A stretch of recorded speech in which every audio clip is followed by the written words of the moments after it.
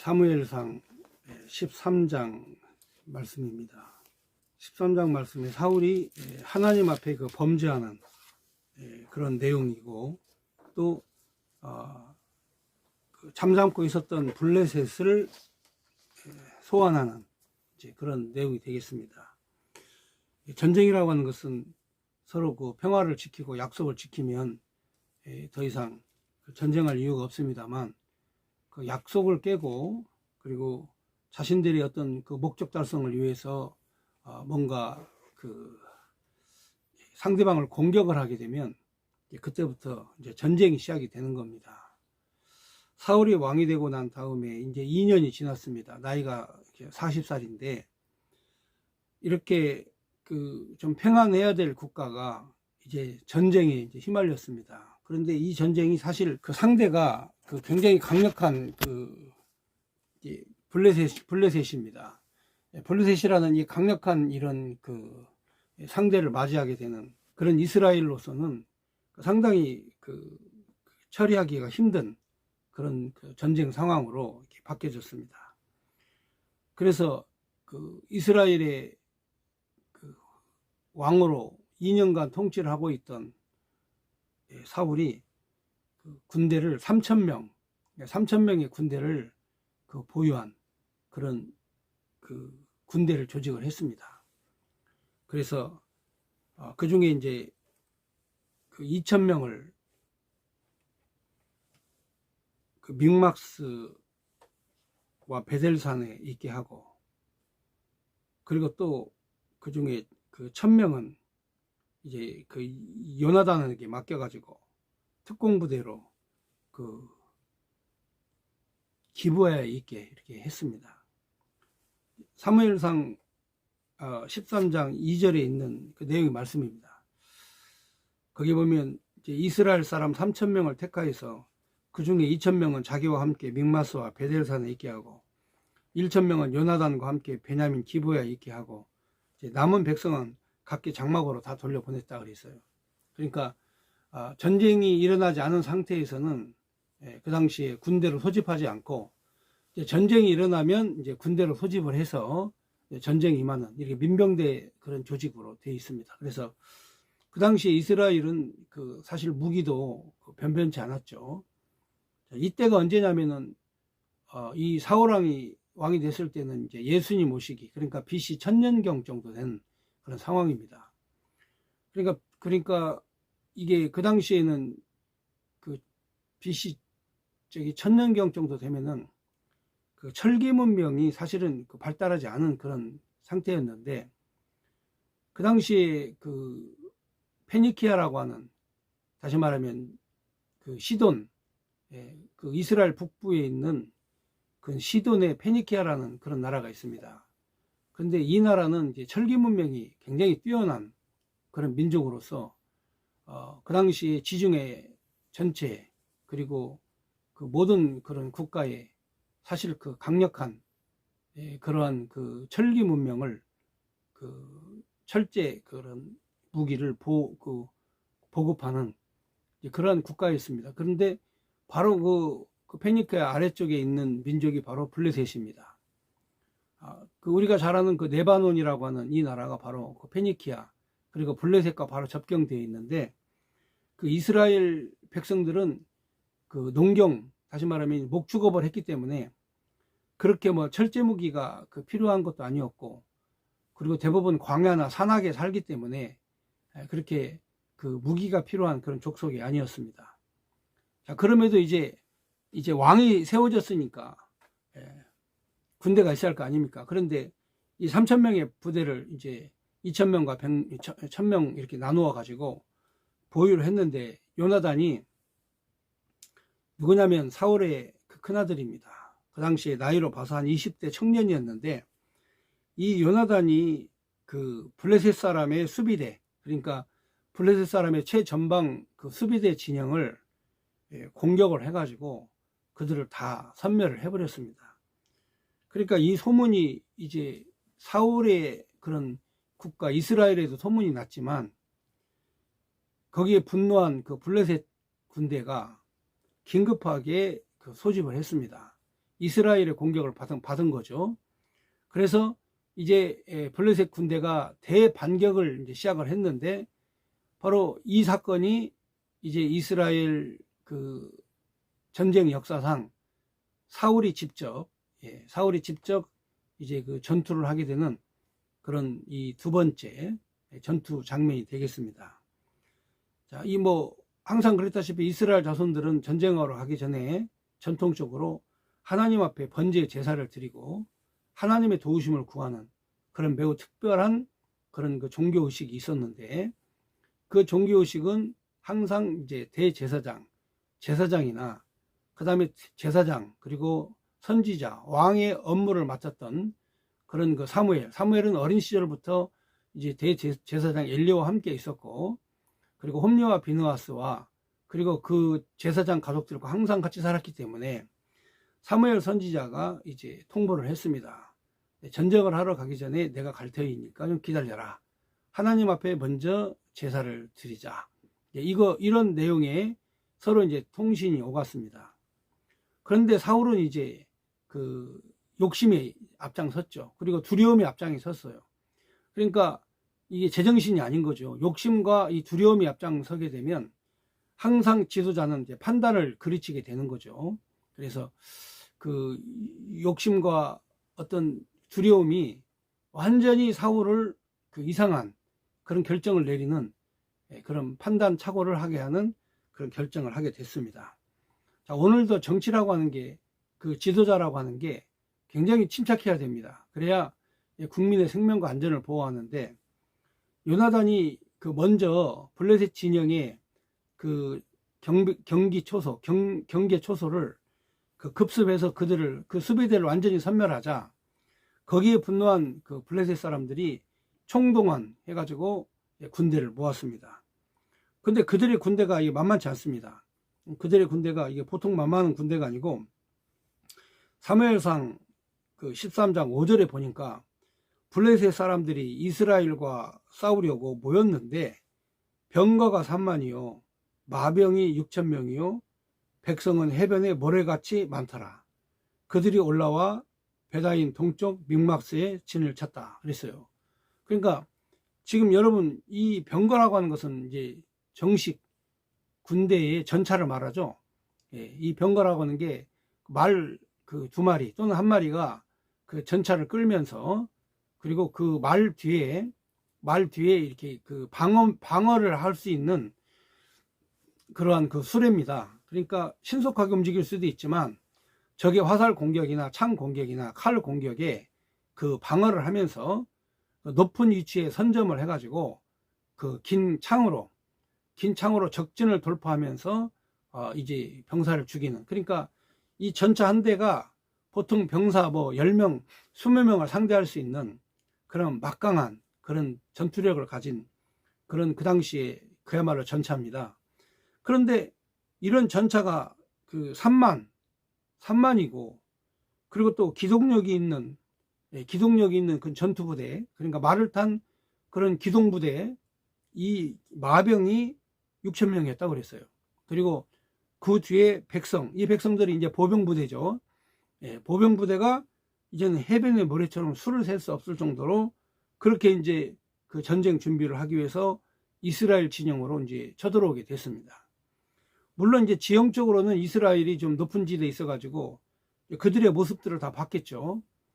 그들의 모습을 본 순간 이제는 기가 차버린 거예요. 여러분, 지난번에 전투하고는 이건 비교도 안 되는, 지난번 전투하는 비교도 안 되는, 이거는 엄청난 대군이 이스라엘을 향해서 몰려오니까 이스라엘 백성들이 이 숫자를 보고 그 위급함, 아주 그냥 마음에 그 긴박한 그런 상황이 돼가지고 다 뿔뿔이 흩어지고 도망을 가버렸어요. 그나마 3,000명이 모여있던 이 부대도 그냥 뿔뿔이 흩어져 가지고 이제 몇백 명 안 남은 상태고, 그리고 백성들도, 이스라엘 사람들도 도망갔는데 6절에 보면 어떻게 도망을 갔는가. 자, 이스라엘 사람들이 위급함을 보고 절박하여 굴과 수풀과 바위 틈과 은밀한 곳과 웅덩이 숲에 숨었다 그랬어요. 그러니까 이 내용을 보면은 참 얼마나 이들이 다급했던지 진영을 짜고 이 부대를 조직해야 되는데, 진영을 짜고 부대를 조직한 건 그만두고라도 위급해가지고 굴 속으로 숨고 숯불 속으로 숨고 바위 틈으로 숨고 은밀한 곳에 숨고 웅덩이에 숨고, 이게 지금 무슨 얘기냐? 싸울 의사가 전혀 없이 겁먹고 다 뿔뿔이 흩어졌다는 얘기죠. 예, 그렇습니다. 그러니까 전쟁이라고 하는 건 항상 그 대비를 해야 됩니다. 언제든지 그 자신들의 그런 국민의 생명과 안전을 위해서 지도자는 전쟁을 대비하는 기본적 사고방식이 있어야 됩니다. 그래서 평화라고 하는 것은 군대가 있을 때 평화가 지켜지는 거지, 군대가 없을 때 이 평화가 지켜지는 게 아닙니다. 그러니까 겨우 3,000명 군대, 그것도 저기 제대로 무장도 되지 않은 그런 군대에다가 그 당시에 페니키아의 그런 철강 무기로 그 무장을 한 블레셋 군대를 지금 그렇게 기습 공격을 하면서 이 전쟁이 시작이 된 이런 그 참 이상한 상황으로 지금 전개가 되고 있습니다. 그런데 거기에 대해서 이스라엘이 그야말로 하나님을 믿고 여호와의 군대로서 그들이 모여야 되는데, 이게 뭐 저기 왕이 그런 준비가 안 된 사람이기 때문에 백성들이 그냥 뿔뿔이 흩어지고 다 숨고 도망가고 이제 이런 상태가 됐죠.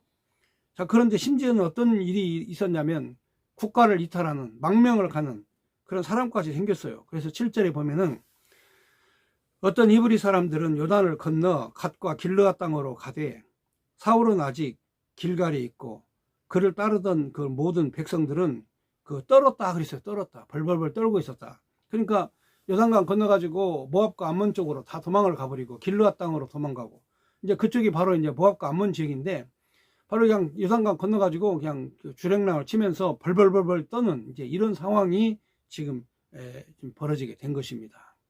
자, 이때 이제 그 왕이 과연 어떤 통치를 통해서 국민들의 그 민심을 달래고 두려움과 공포에 떨고 있는 자기 민족들을 어떻게 수습을 할 것이냐, 이것이 이제 관건입니다.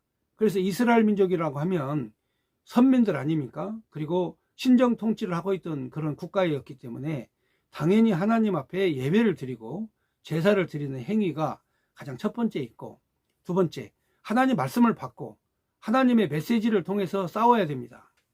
그런데 이들이 지금 시작한 이 전쟁 자체가 하나님의 명령도 없었고 하나님 앞에 제사를 먼저 지는 것도 아니고, 그저 그 돌격대장이 가가지고 적 수비대를 최전방 전초기지를 아주 박살을 내고 와가지고 이 전쟁이 점점 이게 커진 겁니다.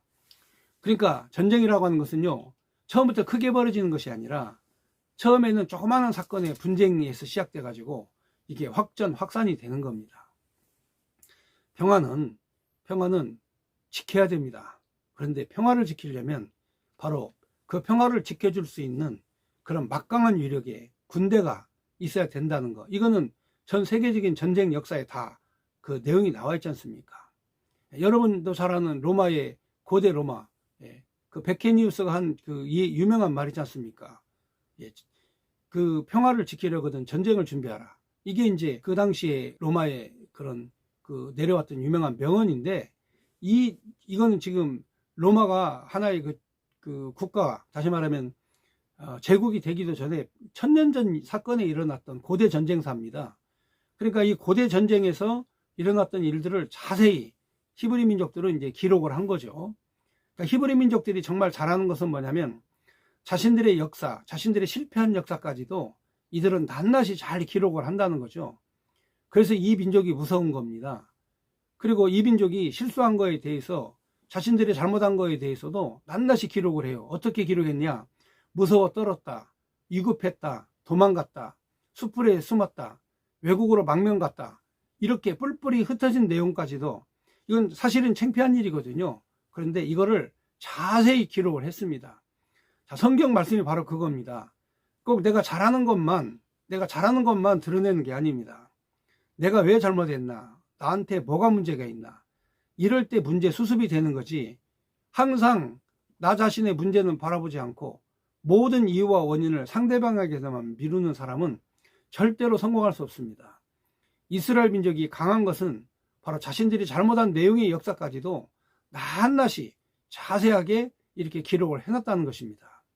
성경이 오늘날 이렇게 우리에게 전달해 주는 메시지는 항상 내가 잘하는 것만 바라보는 것이 아니라 내가 잘못한 것도 정확하게 직시하고 바라보고 뉘우치고 교훈으로 삼고, 또한 그런 그 과거의 잘못된 역사를 반면 교사로 삼아서 새로운 역사를 창조해 가는 게, 그게 진보적 사고방식입니다. 그러니까 우리 성도들이 진보가 나쁘다고 생각하면 절대 안 됩니다. 진보처럼 좋은 게 없습니다. 그래서 자신의 과거를 반성하고 새로운 것을 만들어가는 이러한 것들이 진보적 사고방식인데, 그 진보적 사고방식이 가장 탁월한 민족이 바로 유대인들입니다. 그런데 그 유대인들의 진보적 사고방식 속에서는 자신들이 두려워 떨었다, 위급했다, 숯불 속에 숨었다, 동굴에 숨었다, 이런 자세한 내용을 잘 기록하면서 자기 후손들에게 전쟁사를 통해서 자신들이 새로운 전쟁을 맞이할 때 어떤 태도로 해야 되는가를 가르친 거죠. 자, 그 다음 절 보면 사울이 이제 왕이 되었는데 사무엘을 기다리고 있었습니다. 다시 말하면 전쟁에 출정을 하기 전에 제사를 지내야 되는데, 지금 사무엘 선지자가 사울을 신임을 했고 사울을 왕으로 세웠기 때문에 그 자신의 멘토요, 스승이요, 그리고 이스라엘의 선지자 사무엘을 기다리고 사무엘의 지시에 따라서 하나님의 음성을 듣고 움직이는 그 사무엘의 지시에 따라서 이제 전투를 해야 됩니다. 그래서 사무엘 선지자가 그 고령의 몸에도 불구하고 전쟁이 일어났다는 소문을 듣고 움직이는데, 거리가 멀리 떨어져 있는지라 그 기간이 7일 걸렸습니다. 그러니까 이제 그 사이에 이게 이제 3,000명이 있던 군대마저도 사무엘 선지자가 오지 않고, 그리고 적들은 어마무지한 숫자가, 생각해 보세요. 전차 부대가 3만 명이고 기병대가 그 6,000명이고, 그리고 그 외에 다수의 보병 부대가 그 바다의 모래처럼 많이 지금 진을 치고 기다리고 있는데 3,000명 군대 갖고 되겠습니까? 그래가지고 이 다급하고 위급하니까 하나님 앞에 빨리 물어봐야 되겠다 해가지고 하나님의 종이 오기도 전에 사울이 지가 왕이랍시고 제사를 지낸 겁니다. 그러니까 왕이 월권을 한 거죠. 신정통치 국가, 아직까지 하나님이 붙잡고 쓰시는 그 국가에 왕이 해야 될 일이 있고 하지 말아야 될 일이 있습니다. 바로 왕이 하지 말아야 될 일은 신성의 범위에, 그 신성의 범위에 거기에 그 어떤 그 권위에 도전을 한다든가, 신성한 그런 하나님 앞에 드려지는 그 제사와 예배 의식에 왕의 권한으로 그것을 그 위협하다든가, 그리고 그것을 그 법을 넘어선 그런 위법한 행위를 하게 되면 이 왕은 자격이 없습니다. 그러니까 오늘날도 그렇습니다. 오늘날도 이 종교 집회에 있어서 예배는 바로 어떤 경우에서든지 이 보호를 해줘야 됩니다. 그래서 권력을 가진 대통령이 바로 예배는 그 지켜주고 보호해주는 그런 상태가 돼야 국민들로부터 존경을 받고, 그리고 교회로부터 인정을 받는 것인데, 이 대통령이 돼가지고 이 예배에 대해서, 그리고 예배의 존중에 대해서 모르는, 제가 이제 작년 딱 이맘때네요. 작년 이맘때 청와대 앞에서 예배를 드리는데 북한에서 그 우리 민족끼리 그 방송이 있습니다. 민중의 소리 뭐 이런 방송이 있는데, 이런 방송에서 청와대에서 예배를 드리는 정광훈 목사에 대해서 막 비난을 했어요. 맹비난을 했습니다. 역적도당이다 뭐 어쩌다 뭐 이렇게 하니까 곧바로 그 다음날 경찰이 예배를 드리고 있는데 치고 돌아가지고 뭐 확성기 소리가 너무 크다느니, 예배 소리가 너무나 뭐 주민들이 뭐 불편을 뭐 겪고 있다느니, 그러면서 경찰이 치고 돌아가지고 예배를 중지시키는 그런 그 사태가 발생을 한 거죠. 그러니까 이제 그때부터 이제 예배가 이제 그 정부로부터 침해를 받는 이제 이런 그 사태가 발생을 한 거죠. 오늘도 이제 어떤 판결이 났는데, 오늘도 판결이 났는데 예배를 드리는데 그 예배 중에 소리를 지르는 교인이 있었어요. 그 예배를 이제 제대로 드려라, 전 거짓말이다. 목사님이 설교를 하는데 뿔떡 일어나가지고 거짓말이다 하면서 이렇게 반복적으로 하니까 예배를 못 드린 거예요. 그래서 어쩔 수 없이 예배 방해죄로 이제 그 고발을 했는데, 그분이 이제 그 형사 처벌을 받게 됐어요. 징역 1년. 그러니까 예배를 방해하는 것은 헌법에 처벌받게 돼 있단 말이에요. 그러니까 이 당시에도 예배의 법이 있어요. 예배는 이제 그 왕과 그런 어떤 권력 있는 사람이 예배를 주관하는 게 아니고, 이 예배는 하나님의 그 사명을 부여받은 그런 그 당시에 사사였던, 그리고 선지자와 제사장의 역할을 했던 사무엘이 와가지고 예배를 드려야 되는데, 이 사울이 그냥 아무리 그 위급하다고 그래도, 아무리 떨고 있다고 그래도 이 상황 파악을 못하고 예배를 그냥 자기가 드려버린 거예요. 자, 이렇게 되니까 이제 사무엘 선지자가 도착해가지고 사울에게 추궁을 하는 거죠. 8절 말씀에 보면, 사울은 사무엘이 정한 기한대로 이레 동안을 기다렸으나, 여기 이레는 7일입니다.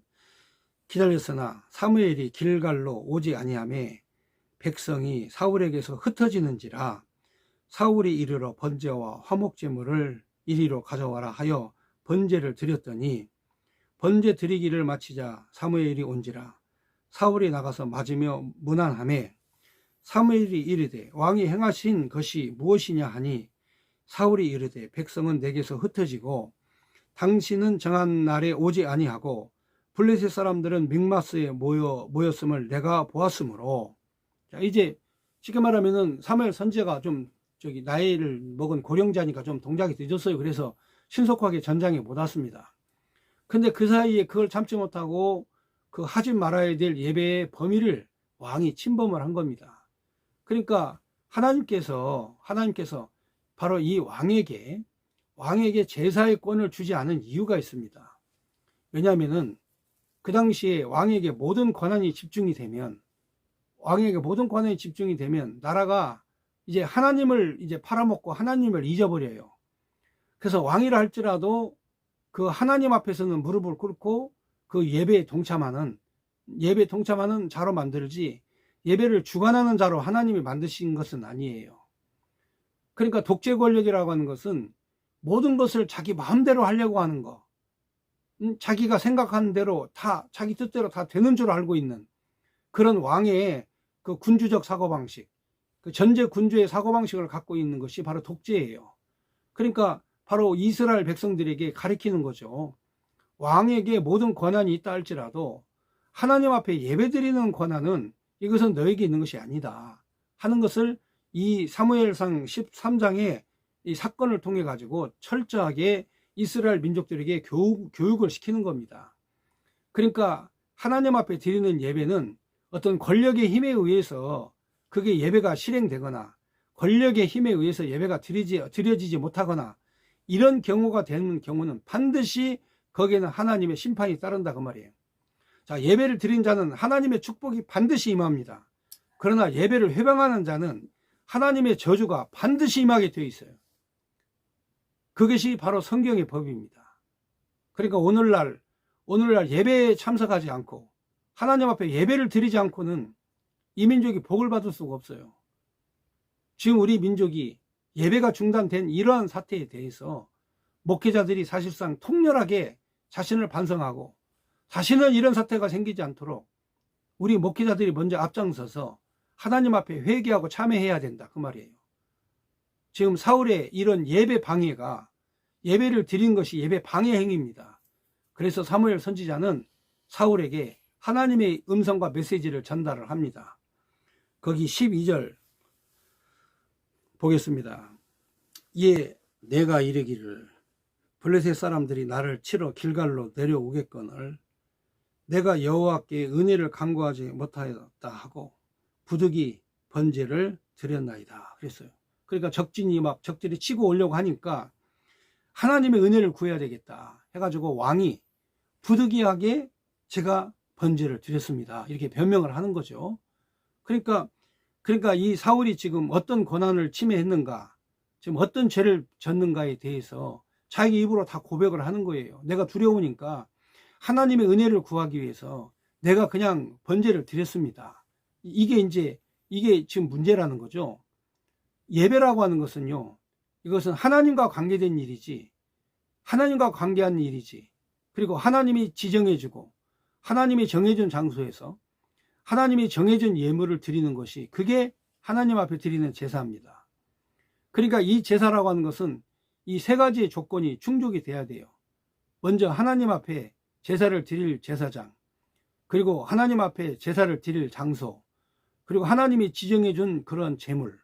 그러니까 하나님이 정해준 사람과 하나님이 정해준 장소와 하나님이 정해진 제물로 드리는 것이 그게 하나님 앞에 드리는 제사지, 그것을 변경하면 안 된다 그 말이에요.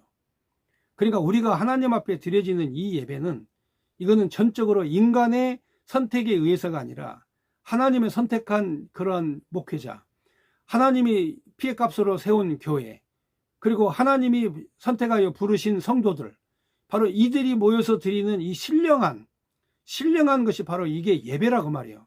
예배의 원리가 바로 그런 것입니다. 예배의 원리가 그냥 뭐 아무 데서나 우리가 뭐 예배를 드리는 거, 그거는 하나님이 선택한 그러한 하나님이 선택한 그런 교회, 하나님이 선택한 성도, 이들이 모여서 드리는 것이 예배예요. 그러니까 초대교회 때는 성전 제사가 완전히 파괴됐지 않습니까? 그래서 초대교회 성도들은 동굴에서 모여서도 하나님 앞에 예배를 드렸잖아요.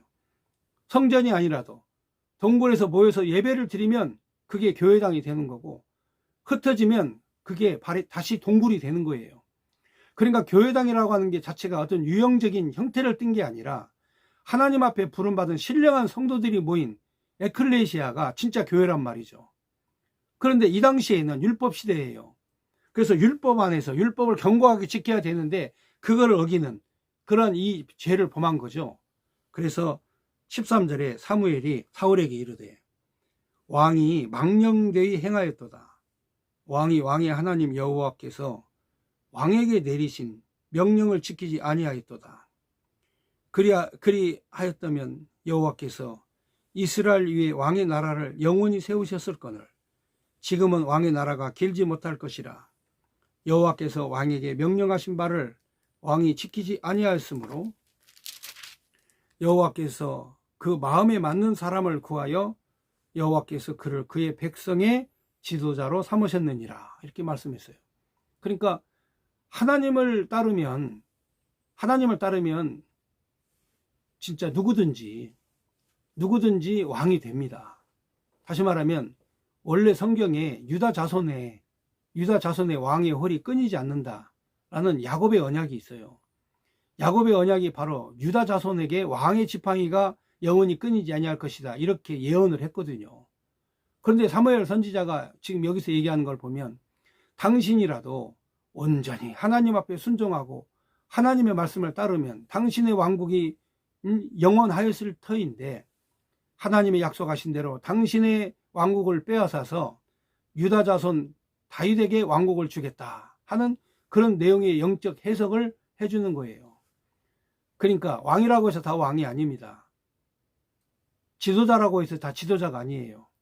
하나님의 뜻을 잘 받드는 사람, 이 사람이 바로 진정한 지도자요 왕이 되는 겁니다. 그런데 사탄의 전략은 뭐냐? 사탄의 전략은 바로 하나님을 섬기는 왕을 내쫓아내고, 그리고 하나님을 거역하는, 자기 마음대로 하는 그런 통치자, 그런 지도자를 세우려고 하는 거예요. 그게 바로 에덴 동산에서부터 타락한 겁니다. 자, 에덴 동산에서 하나님 명령 대로 살지 않고 하나님의 명령을 어기면서 자기 뜻대로, 자기 마음대로, 그래서 자기가 하나님과 같이 되려고, 하나님과 같이 눈이 밝아지고 하나님과 같은 지혜가 생기고 그러려고 사탄의 말을 듣고 선악과를 따먹은 거예요. 그러니까 오늘날 우리 지도자도 과연 그 중심에 하나님이 있느냐, 과연 백성을 사랑하느냐, 그것은 어떤 기준으로 놓고 보면 되냐면 바로 그 마음속에 하나님을 두려워하느냐, 아니면 사탄의 종이 되어서 하나님을 믿는 사람들, 성직자와 그리고 교회를 압박하고 압제하느냐, 이 차이예요. 그러니까 바로 사울은 예배를 훼손하고 하나님의 거룩한 신성한 예배를 훼손한 망령된 죄를 범하였으므로 너의 나라는 영원하지 못할 것이다 그랬습니다. 지금도 마찬가지입니다. 지금도 여러분들이 보실 때에 지금 권력을 잡은 자가 영원할 것 같지만 하나님 앞에 망령되이 행동하면 하나님이 치시는 거죠. 그래서 우리는 하나님 앞에 있기 때문에 지금 당장은 손해를 보는 것 같고 지금 당장은 고난을 받는 것 같지만 하나님의 역사하심이 언제나 성도들과 함께 하기 때문에 성도들의 순전한 믿음과 성도들의 정직한 기도가 바로 나라와 민족을 살리는 것입니다.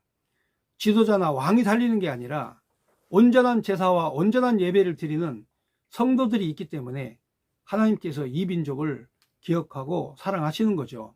그래서 여기 보면 그 사무엘의 예언이 적중이 됩니다. 그래서 사울의 가문, 베냐민 지파의 사울의 가문을 하나님이 패하시고 다윗의 가문, 유다 자손 다윗의 가문을 하나님이 선택하셔서 왕으로 삼으시는데, 사울을 버린 가장 결정적인 원인이 바로 뭐냐? 전쟁이 실패한 것도 아니에요. 정치를 잘못한 것도 아닙니다. 하나님 앞에 예배를 드리는 그 예배를 망령되이 행동했기 때문에 하나님이 바로 사울을 멸하신 거죠. 그리고 하나님이 기뻐하는 종 다윗을 유다 자손의 왕으로 삼으신 겁니다. 이제 이 나머지 내용의 말씀은 전투 준비입니다. 그런데 참 안타까운 거는 사무엘 선지자가 늦게 도착해가지고 이 군인들이 다 도망가 버렸어요. 두려움 속에서, 무서워서 이제 도망갔는데 그 내용도 이제 다 기록을 했습니다. 그러니까 이 성경이 정말 그 시아버지하고 며느리하고의 그런 어떤 관계라든가 또 뭐 어떤 다말과 이제 이런 그 아주 그 인륜적으로 봐도 좀 좋지 않은 그런 관계까지도 성경이 다 기록을 해요. 그러니까 성경이에요, 이게. 왜냐? 인간의 삶에서 하나님의 역사하시고 주관하시는 모습을 기록하기 때문에 그게 성경이에요.